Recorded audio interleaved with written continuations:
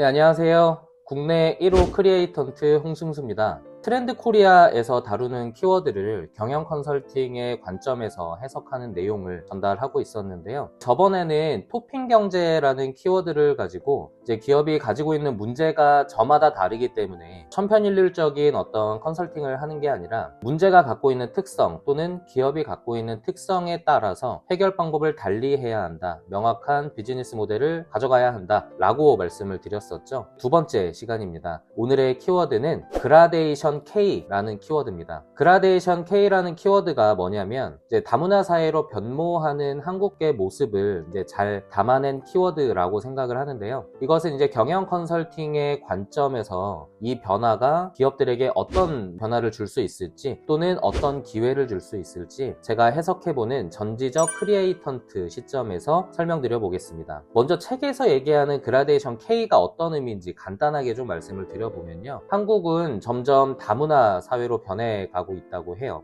책에 따르면 현재 국내에 거주하고 있는 외국인 수는 250만 명 정도가 되고요. 계속 증가하고 있다고 합니다. 그리고 한 국가에 거주하는 외국인의 숫자가 전체 국민의 5%를 넘으면 그 국가는 다문화 국가다라고 이야기를 한다고 합니다. 이미 한국은 다문화 국가로 편입이 됐다라는 얘기고, 이는 뭐 학교나 직장이나 지역사회 이런 부분들에서 다양한 문화적 배경을 가진 사람들이 이미 어우러져서 생활하고 있다는 것을 뜻하는 거죠. 과거에 우리가 이제 단일 민족이라고 불렸던 것과는 확연하게 다른 어떤 문화가 생성되고 있는 겁니다. 이러한 변화는 소비 트렌드뿐만 아니라 기업의 경영 전략과 인재 관리 방식에도 큰 영향을 미칠 수 있지 않을까 이제 생각을 해보는데요. 그래서 오늘 영상의 주제로 좀 삼아 보았습니다. K푸드나 뭐 K뷰티나 이런 얘기들은 많이 들어보셨죠? 이미 전 세계적으로 이제 많이 퍼져 있는 단어고 마치 대명사처럼 이제 받아들여지고 있죠. 이러한 소비 트렌드만 보더라도 기업은 단순히 국내 소비자를 타겟으로 하는 게 아니라 다문화 소비자, 그러니까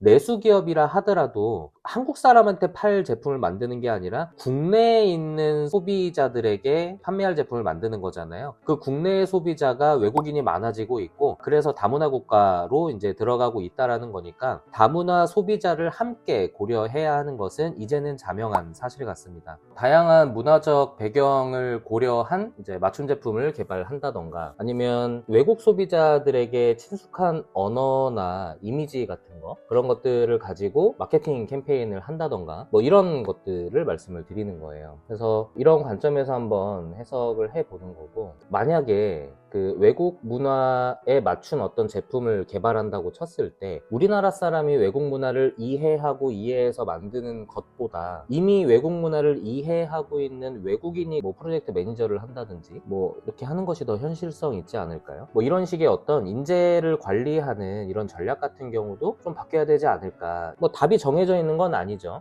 기업의 특성에 맞게, 그리고 아이템에 맞게, 상황에 맞게 어떤 현실 판단이 좀 이루어져야 될 텐데, 하지만 이제 다문화 사회로 변화하는 속도가 좀 빨라진다라고 한다면은 인재를 채용함에 있어서도 또는 해외로 진출을 하든 간에 국내에서 사업은 하지만 아까처럼 그 타겟이 내국인에서 다문화 소비자로 확장이 된다면 그 문화를 잘 이해하는 인재를 채용하는 것이 그 기업의 성공에 목적 부합하는 것이 아닐까. 만약 여러분의 기업이 또는 여러분이 컨설팅하고 있는 기업이 베트남으로 진출을 계획하고 있다면 베트남 인재를 채용해 보는 건 어떨까. 자신이 속한 문화권의 소비자 니즈를 잘 이해하고 있을 거기 때문에 뭐 초기 어려움이 상대적으로 적을 것으로 판단이 되고요. 뭐 이러한 리스크 헤지는 비용 절감이라는 부수적인 효과도 가져올 수가 있겠죠. 시행착오가 좀 적어질 테니까. 또한 그 인재의 네트워크가 있을지도 모르잖아요. 그 나라에 가면. 그것을 통해서 새로운 비즈니스 모델이 더 확장될 수도 있고요. 앞으로 이런 식의 어떤 경영 방향이 흘러간다라고 해석할 수 있을 것 같아요. 근데 이것을 생각하다 보니까 제가 그 경영학을 공부할 때 이 책을 제가 이제 공부를 했었거든요. 여기 보면은 롯데 신격호 회장, 그분이 이제 쓴 글이 있더라고요. 인간의 능력은 큰 차이가 없다. 자신의 일에 정열과 의욕을 가지면 상황도 유리해지고 해결책도 나온다. 고객으로부터, 동료로부터, 협력사로부터 생생한 목소리를 들을 수 있는 곳, 현장으로 달려가라.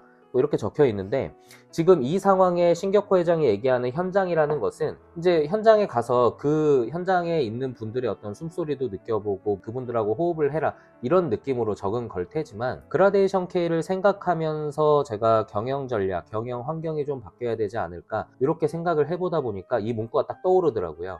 현재 우리가 속해 있는 환경을 이해하는 것도 환경으로 달려가는 것과 별반 다르지 않다, 뭐 이런 생각이 좀 들더라고요.